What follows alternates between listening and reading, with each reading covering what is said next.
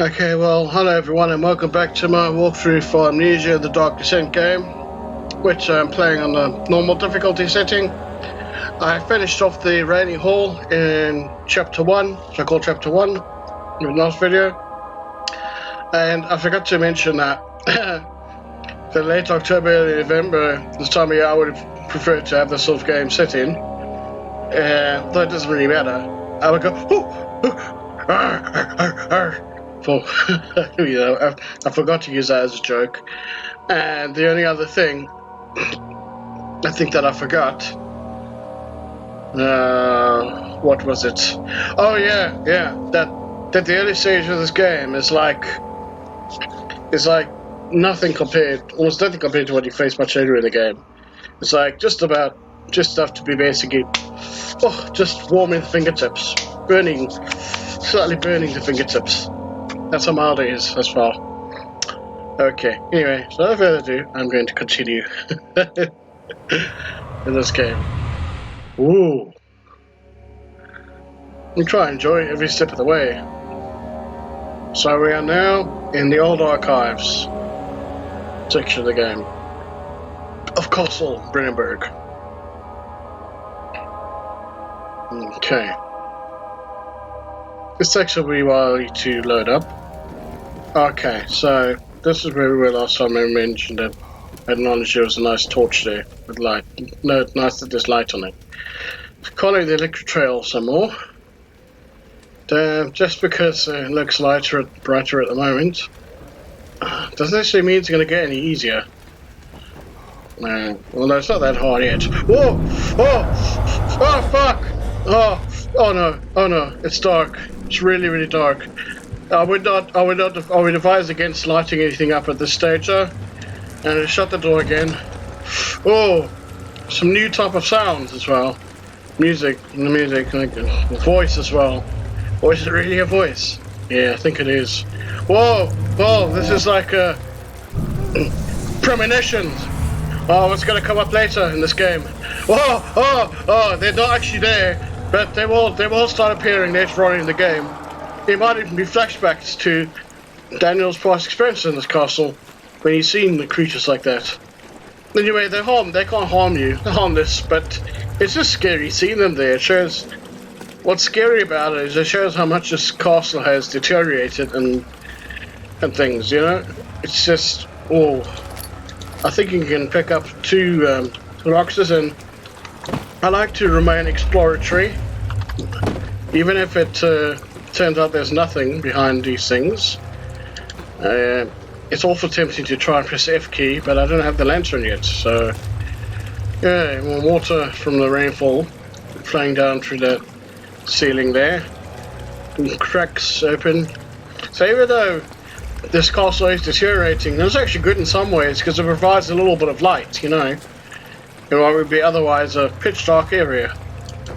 There's nothing here, but it's good to have a curious nature, just to make extra sure that there's nothing. Absolutely nothing. Yeah, it looks like there isn't anything here. No, nothing there. Yeah, usually there's nothing else in this room, but don't be surprised. Sometimes you can find things you least expect it. And there's nothing under there. I've tried that before several times. Okay, so open that door. And again, switch to the Spirit Horror game, shut the door again. So it's actually getting more difficult now. Can you follow the secret trail? Whoa! Scratching his finger now. Alright, there's another bit. Whoa! A little bit scary. There's bits of it. Yeah, sound like a gremlin voice. Really deep. But there's nothing here to find. None that I know of, really. Yeah. So yeah, try for now to avoid using any tinder boxes. When you go into this room, my advice to you is just run to the very middle. No matter how scary it is, the more liquid drops. Where's it coming from? When? So it's sitting up there. Where coming down from? Is that a room up there? I'd never noticed that before. There's actually a room that might have originally been a way up there from here, but don't worry about that. Okay, bend down. That's the first time you pick up the lantern in this game. You can't start using it. It's got a tiny bit of oil. It's got a little bit of oil, whatever. Not quite a quarter full. Just about a quarter full. I think it's about a quarter full. Why do you open? Sometimes you got to change the angles a bit. Sometimes instead of putting the mouse in one way, you got to move it the other way. Yeah, it takes a bit of fiddling around with. That's another little criticism I have. Is some things it goes against your intuition. And you think it's going to work if you move the mouse a certain way, but it doesn't. Yeah, but that's just half of the course. I mean, it's not always going to go your way, you know. I mean, you could try and smash this pot pop, but I don't think there's anything from it. No. So, nothing on this table? No. Always good to remain curious as much as possible. Let's check here quick if there's anything. Don't think so. No. Anyway, just some more liquid trail. I was saving more often in this game in my very first time I played it, but once I get from quickly turn the lantern on. That can help in darkened areas a little wee bit, but try to minimize its usage because the oil will go down very quickly. So, you mean shut the door, you get used to that. It takes pro practice to do it quicker, but the more you can improve at that, how quickly you manage to turn around and shut the door behind you, yeah, the better. Because there's a couple monsters later on, much later on in this game, that can actually catch you if you're not quick enough with shutting the door. Then they won't have to bash their way through a shut door. They'll just be able to keep on running after you, and then more chance of them catching up with you. So, yeah. See why? That's why it's so important to, at this early stage in the game, very early stage, to learn to move. Yeah. Turn around quickly and shut door quickly. Right. See what I meant earlier? Said earlier in the previous video about hidden objects and that. Well, I picked up a few boxes there, and lo and behold, it was a tinderbox. See? So it does pay sometimes to actually do that. There is something here, but you can't open it, so there's nothing to be found in that bit. I'm attempting to turn that on, but don't. It would be a waste. You could try and open this, but I don't think there's anything inside now. But it's a good source of light if you feel like a bit of extra light. I don't know how much it really adds. Adds a little bit. But it doesn't make a much difference. No. Is there anything here? Highly doubt it. Oh, I forgot there's a wardrobe as well. Oh! Ah! Imagine if there was a boogeyman inside there. And there's a broom, but that's useless, you know. The only time a broom is useful is when you have to move it out the way and throw it against a few boxes to be able to move them to be able to enable a door to open up again. There's a couple sticks, like wooden beams, that have to be moved out the way. You'll find out quite a bit later in this game. Yeah. Anyway. Yeah, open that door. Finally, we've come to the source of what Daniel's been after. And before you look at the note, there's an oil, the very first oil can. What you do is you just left click and hold on it, and there we go. Pulse up to almost halfway full.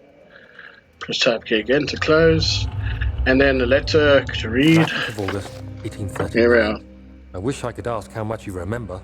I don't know if there'll be anything left after I consume this drink. Don't be afraid, Daniel. I can't tell you why, but know this. I choose to forget. Try to find comfort and strength in that fact. There is a purpose. You are my final effort to put things right. God willing, the name Alexander of Brennenburg still invokes bitter anger in you. If not, this will sound horrible. Go to the inner sanctum, find Alexander, and kill him. His body is old and weak, and yours, young. and strong. He will be no match for you. One last thing. A shadow is following you. It's a living nightmare, breaking down reality. I have tried everything, and there is no way to fight back.